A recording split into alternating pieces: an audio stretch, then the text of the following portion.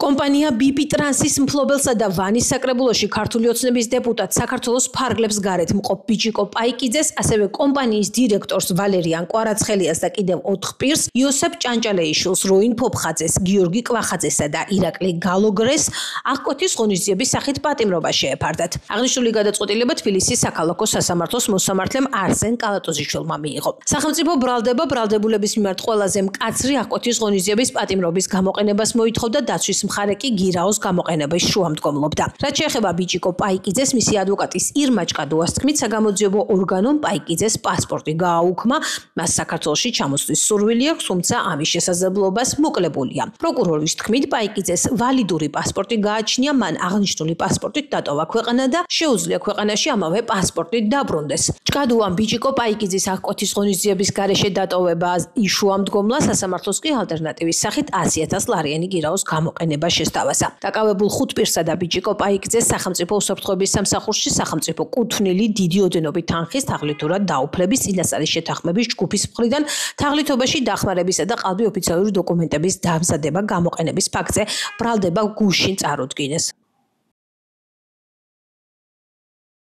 ნამდვილად გადავდიოდი საზღვარზე ჩემი ჯანმრთელობის გამო და ხშირად მიწევს პერიოდულად კონტროლზე გადასვლა და უბრალოდ შეზღუდული მქონდა საზღვარი, თორემ პასპორტი არ ჩამოურთმევია. რას უკავშირებთ ამ საქმეს და თქვენი მეუღლისთვის ხელბურკილების დადებას? ფიქრობთ, რომ ეს პოლიტიკური ანგარიშსწორება არის?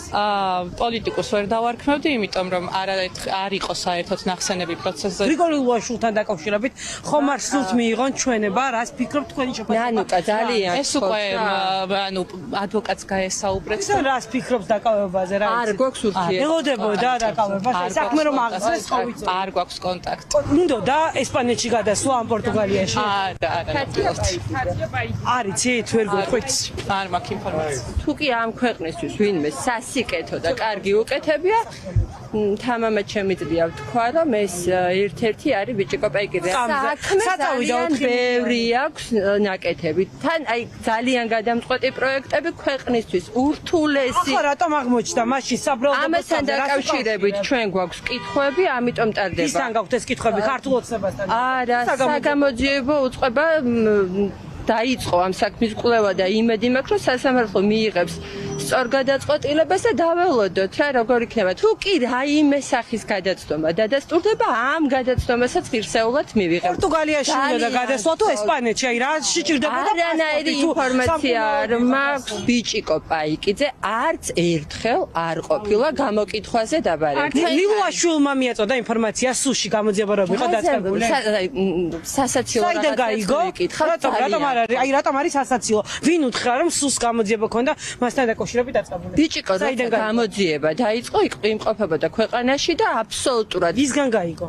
თანამშრომლებისგან. თანამშრომლებს იბარებდნენ და დოკუმენტაცია მით ჩვენ აბსოლუტურად თავიდან ბოლომდე თანამშრომლობ გამოძიებასთან. ამ თავის არიდებას გამორიცხავთ. აბსოლუტურად. რა თქმა უნდა, დიდი ხანი მიდიოდა ეს კვლევა და ბიჭიკო პაიკიძე ქვეყანაში იმყოფებოდა მთელი ამ ხნის მანძილზე. სასამართლომ ამ ეტაპზე გაიზიარა მოწინააღმდეგე მხარის პოზიცია და ყველაზე მკაცრი სახის აღკვეთის ღონისძიება გამოიყენა.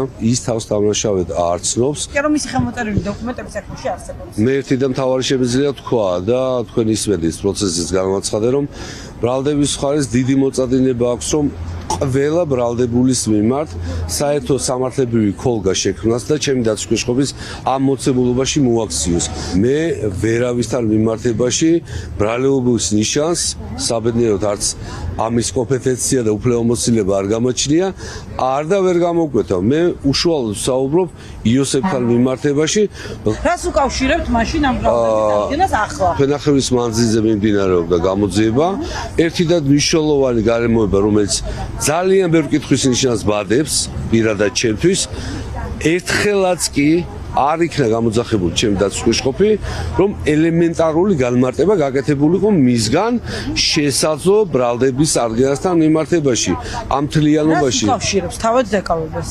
არა, პირადად ახლა ამ კუთხით რამე კონკრეტულ გარემოებას არ უკავშირებს, კომპანიაში მუშაობასთან არის დაკავშირებული და ბრალდებული არ იძლევა ნებართვას, რომ გავაკეთოთ კომენტარი. გასაგებად ხსნი.